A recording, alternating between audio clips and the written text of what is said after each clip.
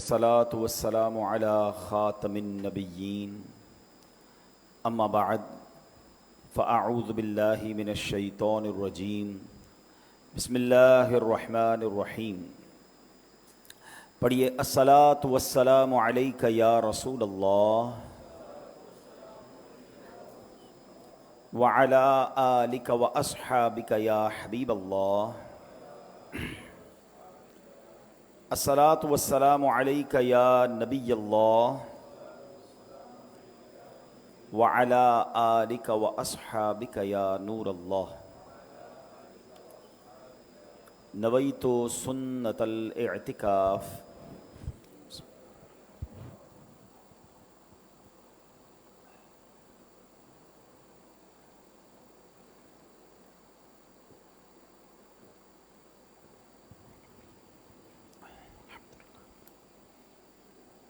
پیارے پیارے اسلامی بھائیوں، جب بھی مسجد میں داخل ہوا کریں یاد کر کے اعتکاف کی نیت کر لیا کریں۔ یاد رہے کہ مسجد میں کھانا پینا سونا سحری یا افطار کرنا یہ سب منع ہے، لیکن اگر اعتکاف کی نیت کر لیں گے تو یہ سارے کام بھی ہمارے لیے جائز ہو جائیں گے۔ ابھی میں نے آپ کے سامنے پانی پیا مگر پہلے میں نے اعتکاف کی نیت کی۔ اگر بغیر نیت کیے ہم یہ پانی پیتے تو یہ جائز نہ ہوتا، بعض صورتوں میں یہ گناہ ہو جاتا۔ تو ہمیں یاد رکھنا ہے کہ مسجد میں جب بھی داخل ہوں اعتکاف کی نیت کر لیں۔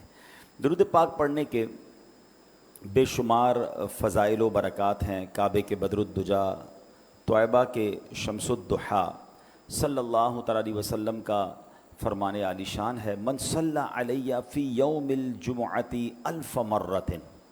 میرے آقا نے فرمایا جو مجھ پر جمعہ کے دن 1000 بار درود پاک پڑھے، لم یمت حتی یرا مقعدہ من الجنہ، وہ اس وقت تک نہیں مرے گا جب تک جنت میں اپنی جگہ نہ دیکھ لے گا۔ اب جمعہ کا دن جو ہے نا، یہ بڑا اسپیشل دن ہے۔ جمعے کی ایک نیکی 70 نیکیوں کے برابر ہے، اور یہ خاص درود پاک پڑھنے کا دن بھی ہے۔ تو کبھی کبھی ایسا بھی کر لیں، ہو سکے تو ہر جمعے کریں، میں تو یہی کہوں گا، لیکن ایٹ لیسٹ کبھی جمعے میں 1000 بار درود پاک پڑھ لیں۔ تو کیا پیاری فضیلت بتائی کہ وہ جب تک نہیں مرے گا جب تک جنت میں اپنی جگہ نہ دیکھ لے گا۔ ایک اور حدیث ہم تقریباً جب میں ہوتا ہوں ہر جمعے کو سنتے ہیں کہ پیارے آقا علیہ الصلوۃ والسلام فرماتے ہیں، جس کا مضمون ہے کہ جو جمعہ کے دن 200 بار درود پاک پڑھے اس کے 200 برس کے گناہ معاف کر دیے جاتے ہیں۔ تو جمعہ کے دن کثرت سے درود پاک پڑھتے رہا کریں۔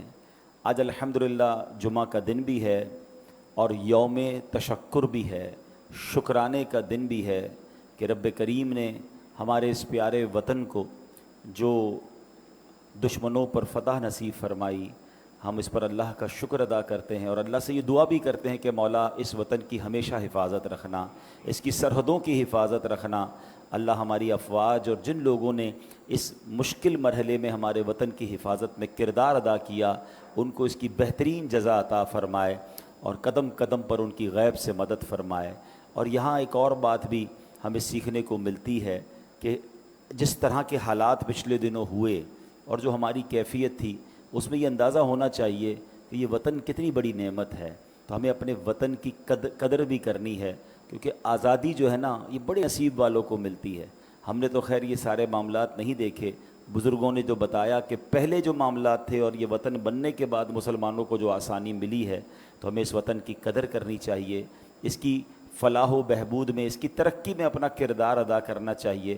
کبھی بھی زندگی میں ایسا کام نہ کریں کہ جس کی وجہ سے ہمارے وطن کی بدنامی ہو، بلکہ ہماری وجہ سے ہمارے وطن کا نام روشن ہو۔ ہم پھر اللہ سے دعا کرتے ہیں کہ اللہ ہمارے وطن کو شاد و آباد فرما، اس کی سرحدوں کی حفاظت فرما، اس میں بسنے والوں پر اپنا خصوصی فضل و کرم فرما، سب کے رزق حلال میں، کاروبار میں خوب برکتیں نصیب فرما۔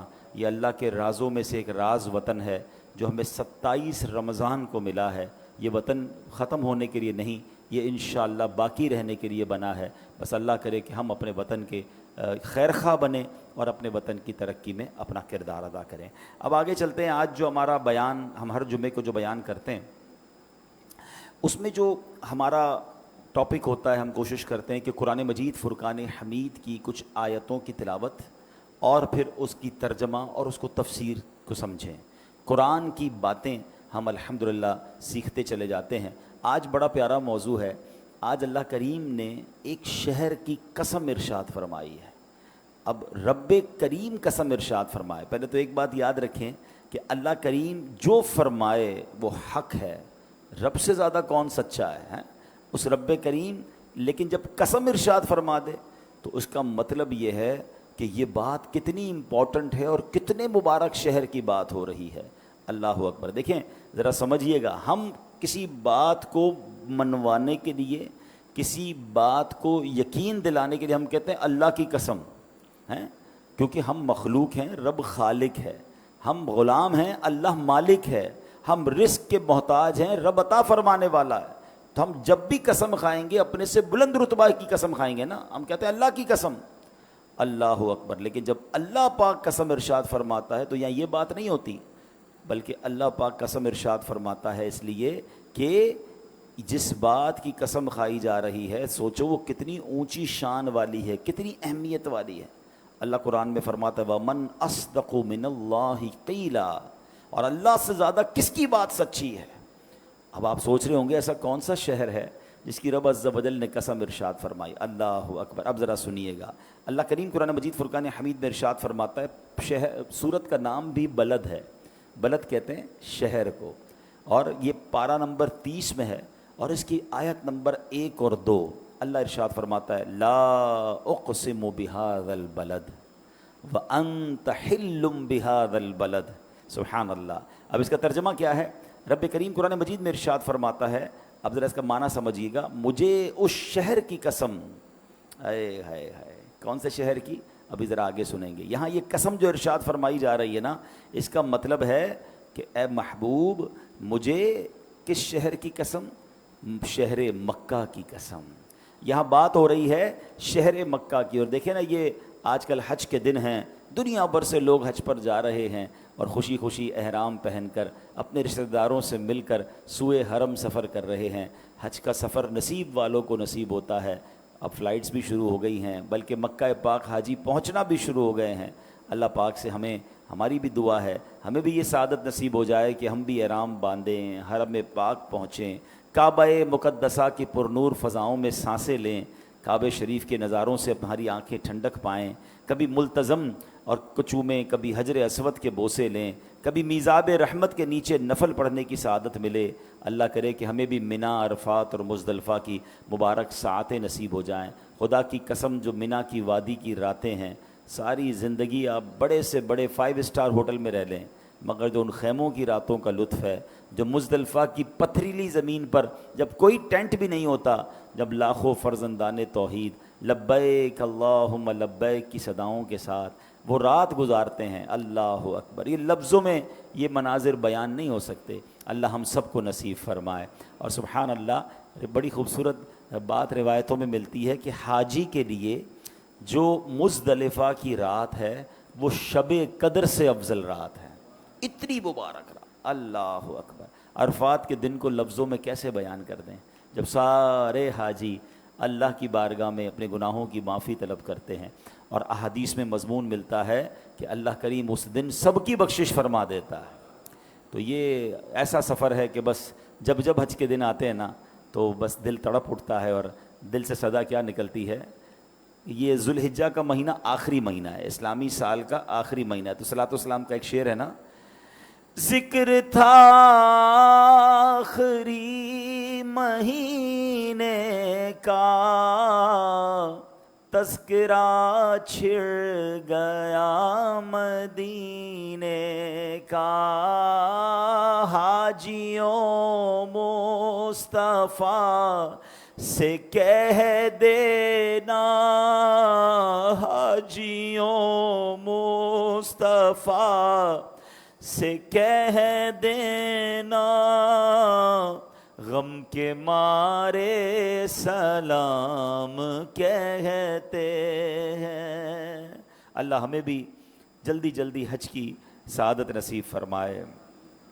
یا خدا ایسے اسباب پاؤں, کاش مکے مدینے میں جاؤں, مجھ کو ارمان حج کا بڑا ہے, یا خدا تجھ سے میری دعا ہے. اللہ جمعے کا دن ہے, ہمارے مقدر میں بھی حج لکھ دے, ہمیں بھی مدینے کی حاضری عطا فرما دے.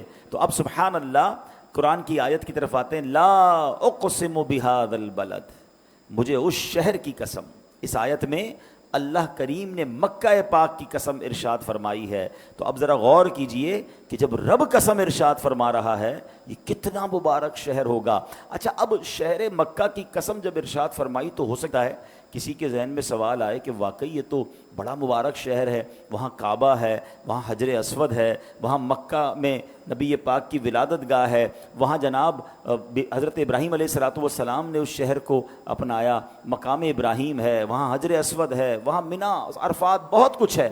تو اس وجہ سے مکے کی قسم ارشاد فرمائی. نہیں, اب بڑی کمال کی بات کرنے جا رہا ہوں. اتنی مبارک چیزیں ہوتے ہوئے رب نے یہ نہیں فرمایا کہ اس شہر مکہ کی قسم جس میں کعبہ ہے, اس شہر مکہ کی قسم جس میں حجر اسود ہے, اس شہر مکہ کی قسم جس میں مقدس پہاڑ صفا اور مروہ کے ہیں, اس شہر مکہ کی قسم کہ جہاں منی ہے, جہاں مزدلفہ ہے. نہیں, اللہ نے آگے کیا فرمایا؟ وَأَنْتَ حِلٌّ بِهَذَا الْبَلَدِ. کون سا شہر مکہ؟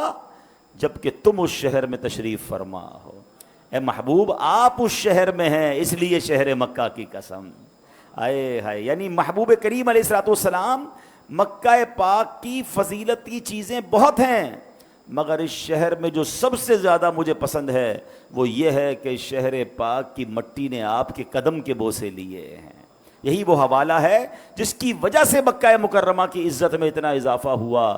اللہ اکبر. کیا خوبصورت بات سیدی اعلیٰ حضرت لکھتے ہیں, خائی قرآن خاک گزر کی قسم, خائی قرآن خاک گزر کی قسم, اس کفے پاک کی حرمت پہ لاکھوں سلام. اللہ اکبر. نبی پاک علیہ الصلوۃ والسلام کی شان ایسی ہے جس میں رب عز و جل نے قرآن میں صرف آپ کے شہر کی قسم نہیں کھائی, بلکہ آپ کی رسالت کی, آپ کے زمانے کی, آپ کی زبان مبارک سے نکلے ہوئے الفاظ کی, یہاں تک کہ آپ کے شہر پاک کی بھی قسم ارشاد فرمائی. اور یہی بات بریلی کے تاجدار اعلیٰ حضرت لکھتے ہیں کہ وہ خدا نے ہے مرتبہ تجھ کو دیا, نہ کسی کو ملے نہ کسی کو ملا.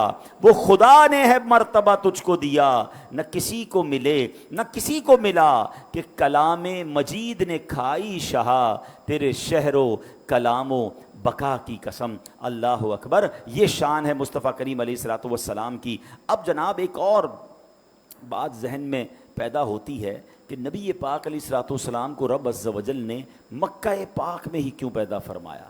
اللہ تو رب العالمین ہے نا, وہ پاکستان کا بھی رب ہے, وہ یورپ کا بھی رب ہے, وہ افریقہ کا بھی رب ہے, وہ عرب ممالک کا بھی رب ہے, مگر اسپیشلی اپنے سب سے محبوب بندے کو مکہ مکرمہ میں پیدا کیوں فرمایا؟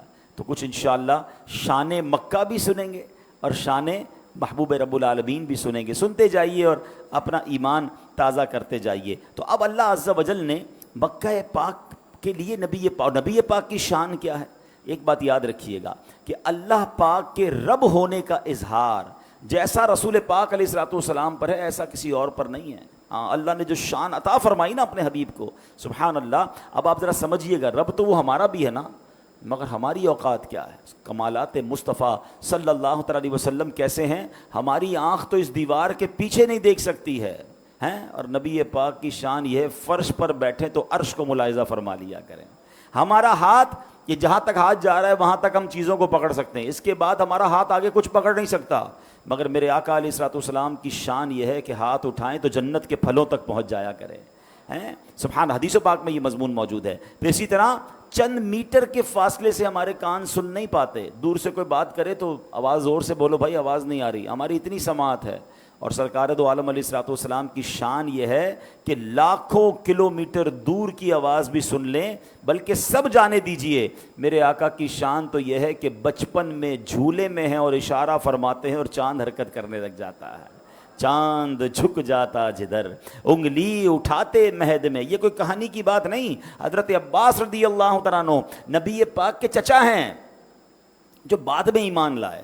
وہ کہتے ہیں میرے ایمان لانے کی ایک وجہ یہ بھی بنی کہ حضور جب آپ جھولے میں تھے نا، میں نے آپ کو دیکھا آپ جب جھولے میں ہوتے تھے اور جدھر انگلی اٹھاتے تھے میں دیکھتا تھا چاند آپ کے اشارے پر حرکت کرتا تھا۔ اچھا یہ ایک اور خوبصورت بات، ذرا بڑی لطیف سی بات ہے، مثال دیتا ہوں۔ ہم اب بڑے ہو گئے، ہمارے کوئی چچا، کوئی تایا، کوئی بزرگ گھر پہ آئیں اور وہ آ کے ہماری بچپن کی شرارتیں ہمیں بتائیں، ہیں تو بعض اوقات تو ہم شرمندہ ہوتے ہیں کہ آپ کہہ رہے ہیں واقعی ایسا کیا ہوگا میں نے، لیکن مجھے تو یاد نہیں ہے، ہمیں یاد نہیں ہوتا، اور بعض اوقات وہ شرمندہ بھی سب کے سامنے ہمیں کر دیتے ہیں ہماری کوئی الٹی سیدھی بات بتا کر۔ تو بہرحال نہ بتایا کریں بھائی، سب کے سامنے بچے تھے، ہو گئی ہوگی غلطی، لیکن اگر وہ ہمیں کوئی بات بتائیں تو ہمیں پتہ نہیں ہوتا، یاد تھوڑی ہوتا ہے بچپن میں ہم نے کیا کیا کیا تھا۔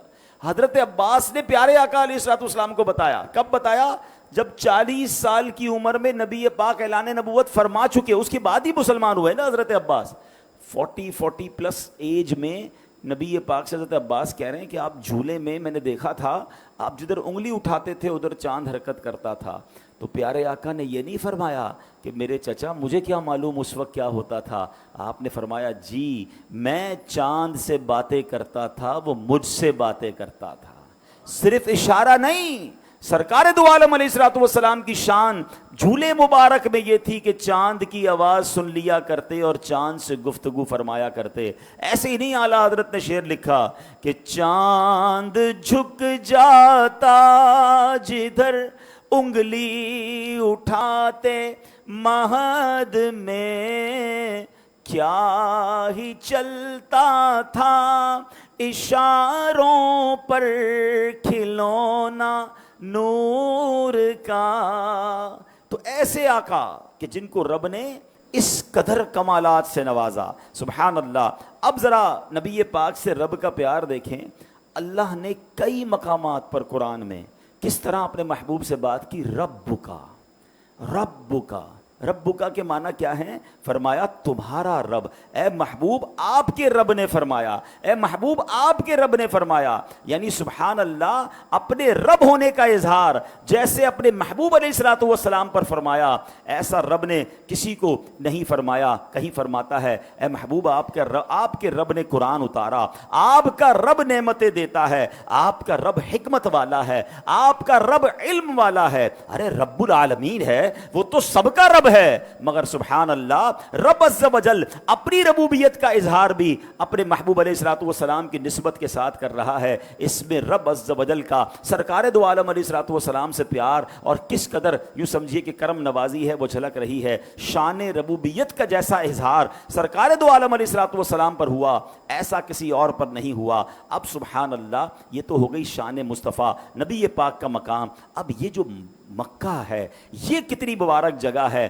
سبحان اللہ۔ دیکھیں نا رب تو ساری کائنات کا رب ہے، مگر رب نے اپنے رب ہونے کا شہر مکہ کی طرف کیسے اظہار فرمایا۔ رب قرآن میں فرماتا ہے رب ہذہ البلدہ، اس شہر مکہ کے رب، یعنی رب نے اپنے آپ کو مکے کا رب فرمایا۔ اس سے پتہ چلتا ہے کہ اللہ پاک کی ساری زمین پر شان ربوبیت کا جو اظہار ہے وہ جیسا مکہ پاک پر ہوا ہے ایسا کسی اور شہر پر نہیں ہوا۔ یہ مکہ ہی تو تھا جو بالکل بے آباد تھا، یہاں پانی کا نام و نشان نہیں تھا، یہ بنجر زمین تھی، یہاں پرندہ بھی پر نہیں مارتا تھا، مگر جب رب نے اپنی شان ربوبیت کا اظہار کیا، بہت ہی فضیلت والے نبی اپنے دوست حضرت ابراہیم علیہ نبینا علیہ الصلوۃ والسلام کو کیا حکم دیا کہ اپنے دودھ پیتے بچے اور بی بی ہاجرہ اپنی زوجہ کو اس بیابان میں چھوڑ کر آ جاؤ، اور اللہ اکبر پھر ایسا پیارا چشمہ جاری ہوا۔ طویل واقعہ آپ نے سنا ہوگا کہ کس طرح ان کو پیاس لگی، وہ روئے، وہ گر گڑائے، اور اس کے بعد زمزم کا کنواں جاری ہوا، چشمہ جاری ہوا، لوگوں کے دل اب مکے کی طرف کھنچنے لگے۔ ایک بات یاد رکھیے گا، جہاں پانی ہوتا ہے وہاں زندگی ہوتی ہے، پانی آ گیا تو اب لوگ بھی آنے لگے۔ اور پھر اب کیا حال ہوا، اللہ نے کیسی شان ربوبیت کا اظہار کیا کہ جہاں مکے میں پرندہ پر نہیں مارتا تھا، آج حال یہ ہے کہ کروڑوں لوگ وہاں جانے کو ترس رہے ہیں. کبھی کبھی گورنمنٹ کو روکنا پڑتا ہے کہ بھائی اب ویزا نہیں ملے گا, اب پورا شہر فل ہو چکا ہے, اب جناب تھوڑے عرصے بعد کوٹا دیا جائے گا. اندازہ کیجئے یہ رب نے کیسا آباد کیا, اپنی شان کا کیسا نظارہ ہمیں دکھایا کہ اب سال کا کوئی دن, کوئی لمحہ ایسا نہیں ہوتا جب طواف جاری نہ ہو, مکہ آباد نہ ہو. اللہ اکبر. تو اب ذرا سوچئے کہ ایک ایسی شخصیت ہے کہ جس پر شان ربوبیت کا سب سے زیادہ اظہار ہوا, ایک ایسا شہر ہے جس پر رب نے اپنی شان ربوبیت کا سب سے زیادہ پوری دنیا میں اظہار کیا, تو رب نے پھر اپنے محبوب کو مکہ مکرمہ میں پیدا کیا. اس سے اندازہ ہوتا ہے کہ مکے کی شان کیسی ہے. لا اقسم بہذا البلد وانت حل بہذا البلد. کیا فرمایا رب نے؟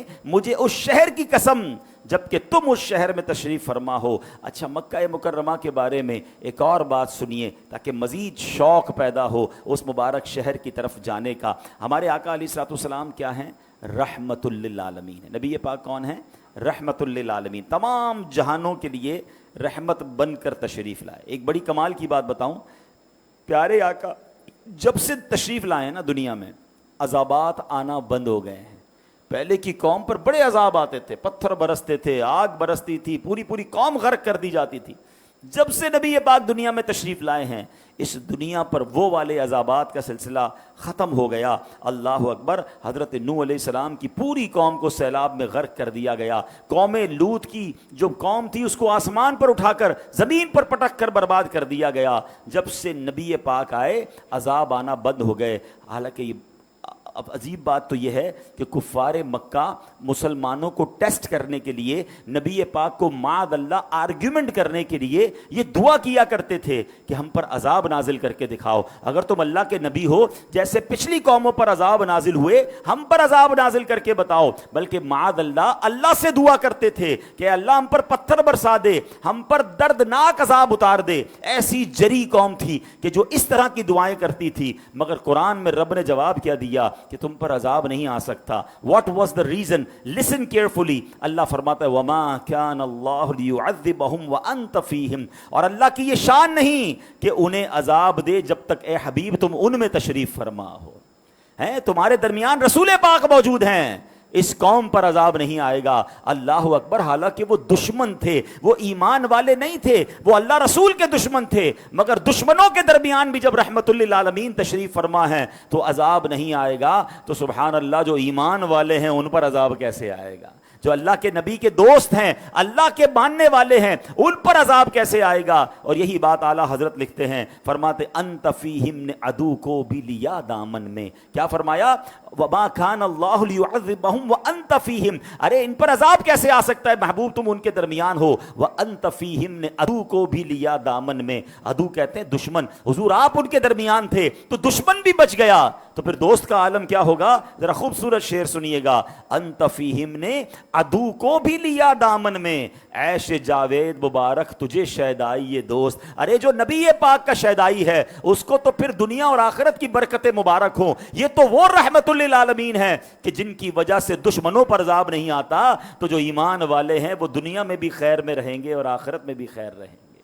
اللہ ہمیں ایمان پر اور نبی پاک کی غلامی پر استقامت نصیب فرمائے. تو اے میرے پیارے اسلامی بھائیوں, اب آئیے قاضی عیاض رحمۃ اللہ تعالی لکھتے ہیں مکہ پاک کیسا برکت والا ہے. ایک مرتبہ حضرت سعدون خولانی رحمۃ اللہ تعالی کے پاس کچھ لوگ آئے اور بتایا کہ فلاں قبیلے نے ایک شخص کو قتل کیا, پھر اس کی لاش کو آگ لگا دی.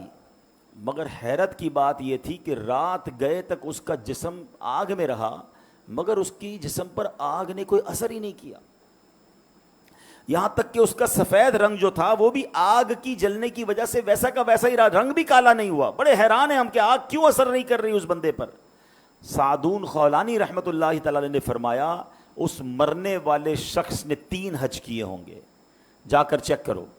معلومات کی تو پتہ چلا کہ ہاں اس نے تو 3 حج کیے ہیں. تو انہوں نے فرمایا مجھے یہ بات پہنچی ہے جو بندہ 1 حج کرے اس نے اپنا فرض ادا کیا, دوسرا حج کرے اس نے اللہ پاک کی بارگاہ میں قرض پیش کیا, اور جس نے 3 حج کیے اللہ پاک اس کے جسم اور جسم پر اگنے والے بالوں کو جہنم پر حرام فرما دیتا ہے. تو یہ مکہ پاک ہے، یہ حج ہے، یہ اللہ کی عبادت کے صلے ہیں، اللہ ہمیں یہ نصیب فرمائے۔ اب یاد رکھیے حدیث پاک میں ہے کہ جب قوم سمود پر عذاب آیا تھا نا، ان بدبختوں نے حضرت صالح علیہ السلام کی اونٹنی کو جب ذبح کر دیا، حضرت صالح کی بات نہ مانی تو ان پر عذاب آیا، تو اس عذاب نے پوری قوم کو ہلاک کر دیا، نوبڈی لیفٹ، سب مارے گئے، ایک شخص بچ گیا۔ صحابہ کرام کو بڑی حیران ہوئی کہ حضور وہ کون ہے، وہ کیسے بخش گیا؟ نبی پاک نے فرمایا اس کا نام ابو رغال تھا، وہ اس وقت مکہ پاک میں تھا، قوم سمود کا بندہ تھا مگر اس وقت مکہ پاک میں موجود تھا، ساری قوم تباہ کر دی گئی، اس بندے پر عذاب نہیں آیا کیونکہ امن والے شہر میں تھا۔ فرمایا لیکن جیسے ہی وہ مکہ پاک سے باہر نکلا اس کو عذاب نے گھیر لیا اور وہ بھی ہلاک ہو گیا، جب تک مکے میں تھا رب کا عذاب نہیں آیا۔ نبی پاک ایک بار طائف کی طرف جا رہے تھے، راستے میں ایک قبر کی طرف اشارہ کر کے فرمایا یہ ابو رغال کی قبر ہے، یہاں اس پر عذاب اترا تھا اور یہیں اسے دفن کر دیا گیا۔ اب نبی پاک کا علم دیکھیں، نبی پاک کی نظر دیکھیں، آقا کا فرمانا کافی تھا مگر نبی پاک علیہ الصلوۃ والسلام نے ایک نشانی بتائی کہ ابو رغال کے ساتھ اس کی سونے کی چھڑی تھی، وہ بھی ساتھ دفن کی گئی ہے۔ اللہ اکبر، صحابہ اکرام علیہ رضوان نے قبر کھود کر دیکھا تو سونے کی چھڑی بھی موجود تھی، یعنی اللہ اکبر، نبی پاک کی علم کا عالم یہ اور آپ کی نظر کا عالم یہ، اور کس طرح اپنی بات کو آپ نے ثابت بھی فرما دیا کہ یہی ابو رغال کی قبر ہے۔ تو اس سے یہ پتہ چلتا ہے کہ مکہ امن والا شہر ہے، مکہ برکت والا شہر ہے، the very important city in the world۔ اور کیوں نہ ہو، نبی پاک نے اپنی 63 سالہ زندگی میں 53 سال مکہ پاک میں گزارے ہیں۔ اللہ اس شہر کی بار بار برکت نصیب فرمائے۔ اب سبحان اللہ، چونکہ حاجی حج کو جا رہے ہیں، میں ذرا تھوڑے سے حج کے فضائل بھی بیان کر دوں، اور اس میں میری ایک اور نیت بھی ہے کہ یہاں بھی بہت سارے ہو سکتا ہے ایسے لوگ ہوں، میری وائس جو ویڈیو دیکھ رہے ہیں اس میں بھی ایسے لوگ ہوں جن پر حج فرض ہو چکا ہے اور جو حج نہیں کر رہے یا ڈیلے کر رہے ہیں۔ یہ اہم فرض ہے، اس میں تاخیر نہیں کرنی چاہیے۔ پہلے فضیلت سن لیں۔ اللہ کے حبیب علیہ الصلوۃ والسلام فرماتے ہیں جو بندہ کعبہ شریف کا حج کرے اس دوران نہ فحش باتیں کرے نہ ہی گناہ کا کام کرے۔ یہ بھی بڑا پرابلم ہے، حج بھی کرتے ہیں گندی باتیں بھی کر رہے ہوتے ہیں، حج بھی کر رہے ہوتے ہیں لڑائی بھی کر رہے ہوتے ہیں، یہ نہیں کرنا۔ یہ دو کنڈیشن یاد رکھیں، فحش باتیں نہ کرے، گناہ کا کام نہ کرے، تو رجعا کا یوم ولدتہ امہ، وہ ایسے لوٹ جائے گا جیسے آج ہی ماں نے اس کو جنا ہے، یعنی آج ہی پیدا ہوا ہے۔ اس کا مطلب یہ ہوا اس کے پچھلے سارے گناہ معاف کر دیے جائیں گے۔ ایک اور جگہ نبی پاک فرماتے ہیں، بخاری شریف کی حدیث ہے، العمرۃ الی العمرۃ کفارۃ لما بینہما، اے عمرہ کرنے والو تمہیں بھی مبارک ہو، اللہ توفیق دے تو جایا کریں، ادھر ادھر ساری دنیا گھومنے جاتے ہیں، نہیں جاتے تو مکہ پاک اور مدینہ طیبہ نہیں جاتے۔ سنیے حدیث پاک، بخاری کی حدیث ہے، ایک عمرہ دوسرے عمرے تک کے درمیان کے گناہوں کا کفارہ ہے، والحج المبرور لیس لہ جزاء الا الجنہ، اور مقبول حج کی جزا صرف اور صرف جنت ہے۔ تو اللہ ہمیں عمرے اور حج کی سعادت نصیب فرمائے۔ اب یہاں ایک اور پرابلم ہے، حج فرض ہے اور لوگ ڈیلے کر رہے ہیں، بچی کی شادی کر لوں، پہلے ذرا کاروبار سیٹ کر لوں، ابھی ذرا نیا گھر بنا لوں پھر حج کو چلا جاؤں گا۔ نہیں، اب حدیث پاک سنیے۔ ایک طرف تو آپ نے حج کے فضائل سن لیے نا، ایک اور فضیلت سن لو۔ میرے آقا علیہ الصلوۃ والسلام فرماتے ہیں حاجی اپنے اہل خانہ میں سے 400 افراد کی شفاعت کرے گا اور حاجی گناہوں سے ایسے نکل جاتا ہے جیسے کہ اس کی ماں نے اسے جنا ہو، اپنی نہیں اپنے خاندان کے 400 لوگوں کی بھی شفاعت کرے گا۔ تو یہ اتنا مبارک سفر ہے۔ تو اگر حج فرض ہو گیا ہے اس کو ڈیلے نہ کریں، کہ ہمیں نہیں پتا ہم حج سے پہلے ہی نہ مر جائیں، فرض ہو گیا فوراً ادا کریں، کیونکہ حدیث پاک میں آتا ہے جس کا مضمون ہے کہ جو استطاعت کے باوجود حج نہ کرے، آقا فرماتے ہیں مجھے کوئی پرواہ نہیں وہ عیسائی ہو کر مرے یا یہودی ہو کر مرے، یعنی اس کے ایمان پر خاتمہ نہ ہونے کا خوف ہے۔ کئی ایسے لوگ ہیں جو کہتے ہیں ابھی تھوڑے عرصے بعد کر لیں گے، پھر کوئی ایسی بیماری آ جاتی ہے، پھر کوئی ایسی مجبوری آ جاتی ہے، کاروبار ڈاؤن ہو جاتا ہے، پھر اور مشکل ہو جاتا ہے۔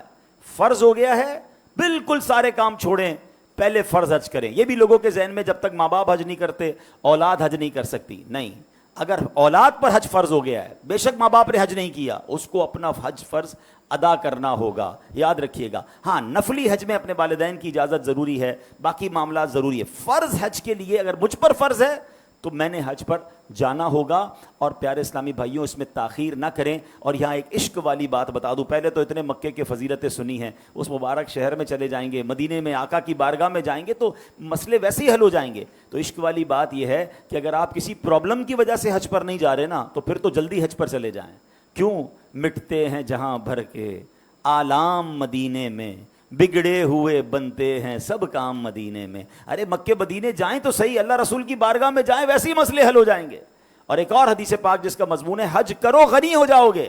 جو لوگ کہتے ہیں نا یار اتنے پیسے خرچ ہو جائیں گے, ارے حج کرنے پہ تو اور اللہ عطا فرماتا ہے. تو جو استطاعت رکھتے ہیں, ہاں ایسا نہیں کہ غریبوں پر بھی حج ہے, جس کی استطاعت ہے جو یہ مال رکھتا ہے اس کی تفصیل ہے, سفر کی طاقت بھی رکھتا ہے, واپسی تک گھر والوں کا اس کے پاس توشہ بھی ہے, گھر والے بھی خیر سے اس کے استعمال کرتے رہیں گے, جو تفصیل ہے وہ ساری دیکھ لیں. لیکن اگر آپ پر حج فرض ہے پلیز ڈو ناٹ ڈیلے, آپ حج کیجئے. اگر اس سال حج کے فارم وغیرہ نہیں بھر سکتے تو آپ پکی نیت کر لیں کہ اگلے سال آپ نے حج ضرور کرنا ہے. اللہ کریم ہم سب کو آئندہ سال حج کی سعادت نصیب فرمائے, حرمین طیبین کی حاضریاں عطا فرمائے. اور ہاں اب میں نے عمرے کی فضیلت بھی بیان کر دی, حج کی فضیلت بھی بیان کر دی. کئی سارے ایسے لوگ ہیں جو ماشاءاللہ جاتے رہتے ہیں, مگر یاد رکھیے یہ بڑی مبارک جگہ ہیں, وہاں ہم نے نیکیاں کرنی ہیں, گناہ نہیں کرنے. ابھی آپ نے سنا کہ فحش بات نہ کرے, گناہ نہ کرے. یاد رکھیے مکہ پاک کا مقام اتنا بلند ہے کہ مکے میں ایک نیکی 1,00,000 نیکی کے برابر ہے.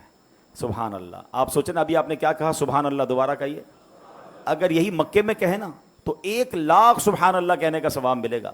پاکستان میں 1,00,000 بار سبحان اللہ کہنے میں کتنا ٹائم لگے گا؟ یہاں 2 رکعت نفل پڑھیں اور مکے میں 2 رکعت نفل پڑھیں تو 1,00,000 یعنی 2,00,000 نفل ہو جائیں گے, ملٹی پلائی بائی 100,000. تو بتائیں ادھر کرنا کیا چاہیے؟ صرف نیکیاں. لیکن چونکہ مقام بلند ہے نا تو ایک گناہ بھی 1,00,000 گناہ کے برابر ہے.